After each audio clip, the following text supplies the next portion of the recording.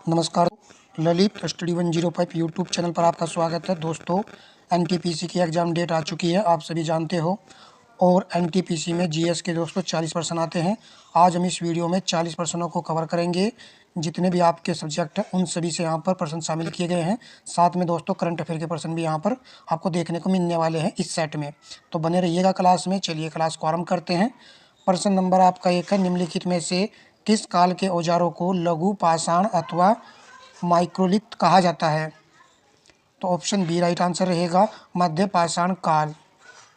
Next प्रश्न है, निम्नलिखित में से कौन सिजदा एवं पापोस पद्धति व नौरोज त्योहार आरंभ करने के लिए जाना जाता है? तो नौरोज त्योहार को आरंभ किया था बलबन ने। ऑप्शन सी राइट आंसर रहेगा। प्रश्न नंबर नेक्स्ट है, प्रथम ओगल मैसूर युद्ध 1767 से 1769 में कौन विजयी हुआ था? तो इसका राइट आंसर हो जाएगा option C Hyder Ali. Option C right answer रहेगा। दोस्तों, जैसे प्रश्न एनटीपीसी में पूछे जाते हैं उसी प्रकार का ये आपको सेट देखने को मिलने वाला है। 1942 में भारत में क्रिप्स मिशन के आगमन के समय ब्रिटेन का प्रधानमंत्री कौन था? जब 1942 की बात कर रहा है ये, तो उस समय ब्रिटेन के प्रधानमंत्री थे विंस्टन चर्चिल। 1942 चर्चा का पॉइंट था, तो चर्चिल आपको याद रखना है। प्रश्न नंबर नेक्स्ट है, मुस्लिम लीग ने पृथक पाकिस्तान का प्रस्ताव कब पारित किया था? ऑप्शन सी राइट आंसर है, 1940 में। प्रश्न नंबर नेक्स्ट है, किस स्वतंत्रता आंदोलन के दौरान अरुणा असफली एक भूमिगत गतिविधि प्रमुख आयोजक थी? सविनय आज्ञा आंदोलन की, असहयोग आंदोलन की, भारत छोड़ो आंदोलन की या स्वदेशी आंदोलन की? तो आंसर यदि आपने सी चुना है तो बिल्कुल सही चुना है, भारत छोड़ो आंदोलन। उस समय दोस्तों अरुणा आसफ अली एक भूमिगत गतिविधि में प्रमुख आयोजक थी। इसको आपको याद रखना है पॉइंट को। नेक्स्ट प्रश्न हम लगाते हैं, मुस्लिम लीग एवं भारतीय राष्ट्रीय कांग्रेस के बीच राजनीतिक गतिरोध को दूर करने के लिए सीआर फार्मूला किसने बनाया था? इंपॉर्टेंट है ये भी, सीआर फार्मूला चित्तरंजन दास, सी राजगोपालाचारी, इन दोनों में से ही एक आंसर है। यदि आपने ऑप्शन बी चुना है तो बिल्कुल सही आंसर चुन लिया है। सी राजगोपालाचारी ने ही सीआर फार्मूला जो है बनाया था। प्रश्न नंबर लगाएंगे नेक्स्ट, वायसराय की कार्यकारिणी परिषद में नियुक्त पहले भारतीय कौन थे? तो ऑप्शन बी राइट आंसर है, सत्येंद्र प्रसाद सिन्हा। याद रखना है ये भी, वायसराय की कार्यकारिणी परिषद में ये पहले भारतीय नियुक्त हुए थे। प्रश्न नंबर आपका जाता है नेक्स्ट, रिक्त स्थान फिल करना है, भारत में धार्मिक सुधारों के लिए आंदोलन शुरू करने वाले पहले भारतीय नेता कौन थे? धार्मिक सुधारों की बात कर रहा है, तो राजा राम मोहन राय ने ही धार्मिक सुधारों के लिए पहले नेता बने थे। इन्होंने ही आंदोलन प्रारंभ किया था। प्रश्न नंबर आपका 10 है, वर्ष 1919 में किसकी गिरफ्तारी पर लोग जलियांवाला बाग में इकट्ठा हुए थे? तो इसका आंसर हम सभी जानते हैं, डॉक्टर सत्यपाल और सैफुद्दीन किचलू की गिरफ्तारी में ही सभी लोग जो जलियांवाला बाग हत्याकांड में इकट्ठा हुए थे। इस घटना के बाद ही दोस्तों आप जानते हो क्या हुआ था, जलियांवाला बाग में नरसंहार हुआ था 13 अप्रैल 1919 को। प्रश्न नंबर आपका 11 है, भारत में सर्वाधिक कॉफ़ी उत्पादन किस राज्य में होती है?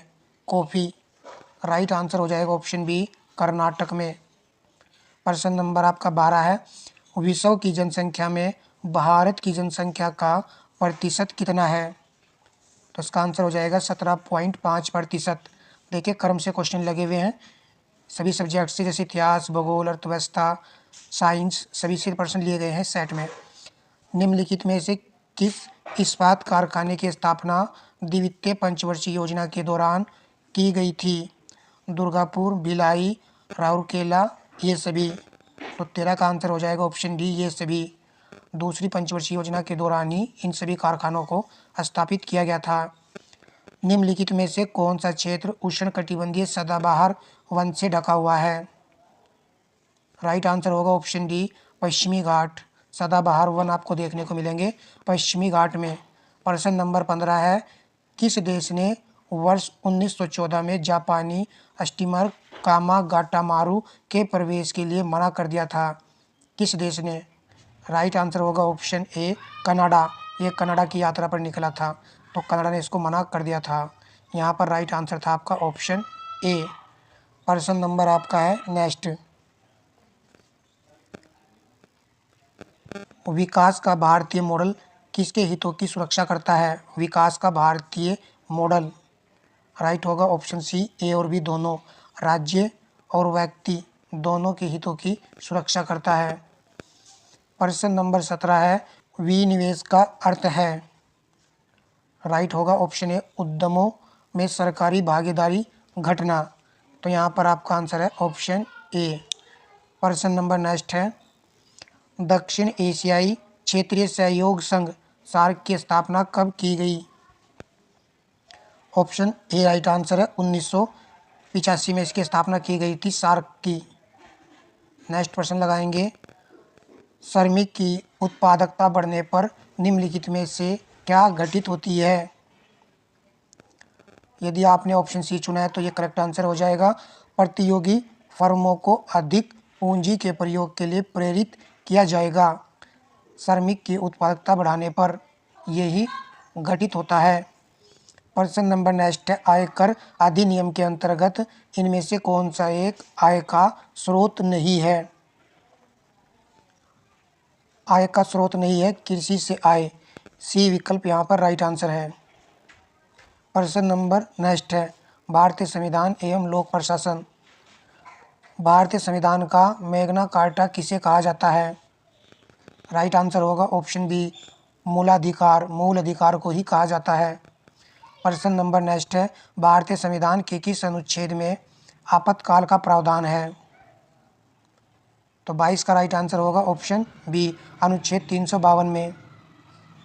प्रश्न नंबर नेक्स्ट है, अखिल भारतीय सेवाओं के सृजन की शक्ति किसे प्राप्त है? अखिल भारतीय सेवाओं के सृजन की शक्ति, तो इसका आंसर होगा संसद। सृजन की शक्ति संसद को ही प्राप्त है। प्रश्न नंबर नेक्स्ट है, इनमें से कौन सा कारक नहीं है जो भारतीय संविधान के निर्माण में योगदान देता है? देखिए ध्यान से, औद्योगिक क्रांति ये ही राइट आंसर रहेगा, जबकि ब्रिटेन में संसदीय लोकतंत्र ये भी देता है, रूस में समाजवादी क्रांति, अमेरिका में अधिकारों का विधेयक। प्रश्न नंबर नेक्स्ट है, लोकसभा में सत्ताधारी दल का मुखिया इनमें से कौन होता है? तो आप सभी जानते हो प्रधानमंत्री, यानी कि यहाँ पर ए राइट आंसर है। प्रश्न नंबर आपका नेक्स्ट है, सोडियम बाइकार्बोनेट का साधारण नाम क्या है? खाने का सोडा या बेकिंग सोडा, ऑप्शन ए सही आंसर रहेगा। निम्नलिखित में से कौन सा एक लोहे का अयस्क है? लोहे का अयस्क पूछा गया है। राइट होगा लोहे उल्का, ये यहाँ पर रिलेट भी हो रहा है, सी विकल्प राइट आंसर था। अल्बर्ट साबिन को किसके विकसित करने के लिए जाना जाता है? राइट होगा ऑप्शन बी पोलियो का टीका। प्रश्न नंबर आपका नेक्स्ट है, आपतित किरण आपतन बिंदु पर डैश डैश और परावर्तित किरण सभी एक ही तल में होते हैं, तो सभी एक ही तल में होते हैं अभिलंब पर, ऑप्शन सी राइट आंसर है। ऐसे दोस्तों ये हमारा अभिलंब है, तो यहाँ पर सभी ये आपतित किरण ऐसे आती है, परावर्तित किरण ऐसे जाती है, और यहाँ पर आपतन बिंदु होता है, तो सभी जो है अभिलंब यहाँ पर आएगा। नेक्स्ट, प्रकाश संश्लेषण क्लोरोफिल तथा किसकी उपस्थिति में होता है? तो सूर्य का प्रकाश, डी विकल्प राइट आंसर रहेगा। अब आ जाते हैं दोस्तों राष्ट्रीय और अंतर्राष्ट्रीय महत्वपूर्ण समसामयिक घटनाएं। क्रू 9 मिशन के तहत अंतर्राष्ट्रीय स्पेस स्टेशन गए अंतरिक्ष यात्री सुनीता विलियम्स और बुच विलमोर को मार्च 2025 को पृथ्वी पर वापस लाया गया। इन्होंने अंतर्राष्ट्रीय स्पेस स्टेशन पर कितने दिन बिताए थे? मोस्ट इम्पोर्टेंट क्वेश्चन है, तो राइट आंसर हो जाएगा ऑप्शन बी 286 दिन। 286 दिन बिताए थे।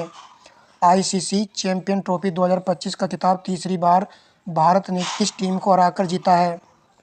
तो भारत ने फाइनल में न्यूजीलैंड को हराया था। बी विकल्प यहाँ पर राइट आंसर रहेगा। आपने बिल्कुल सही आंसर चुना है। प्रश्न नंबर नेक्स्ट है, 97वें अकादमी पुरस्कार में किस फिल्म ने सर्वश्रेष्ठ फिल्म का पुरस्कार जीता है? तो इसका राइट आंसर हो जाएगा ऑप्शन डी, अनोरा। प्रश्न नंबर नेक्स्ट है, द ब्रूस लिस्ट में अपनी भूमिका के लिए किस अभिनेता ने ऑस्कर 2025 में सर्वश्रेष्ठ अभिनेता का पुरस्कार जीता है? राइट आंसर होगा एड्रियन ब्रोडी। इसको याद करना है, ठीक है। और यहाँ पर द ब्रूस लिस्ट में अपनी भूमिका के लिए सर्वश्रेष्ठ अभिनेता का पुरस्कार इन्होंने जीता है। प्रश्न नंबर नेक्स्ट है, मिक्की मेडिसन ने ऑस्कर 2025 में किस फिल्म के लिए सर्वश्रेष्ठ अभिनेत्री का पुरस्कार जीता था? तो इसका आंसर हो जाएगा ऑप्शन डी, अनोरा। प्रश्न नंबर आपका नेक्स्ट है, भारतीय अंतरिक्ष अनुसंधान संगठन इसरो का मुख्यालय कहाँ है? बंगलुरु में है। ऑप्शन बी यहाँ पर राइट आंसर रहेगा। प्रश्न नंबर नेक्स्ट है, बिरजू महाराज किस शास्त्रीय नृत्य से संबंधित हैं? बिरजू महाराज, राइट होगा कथक। डी विकल्प सही है।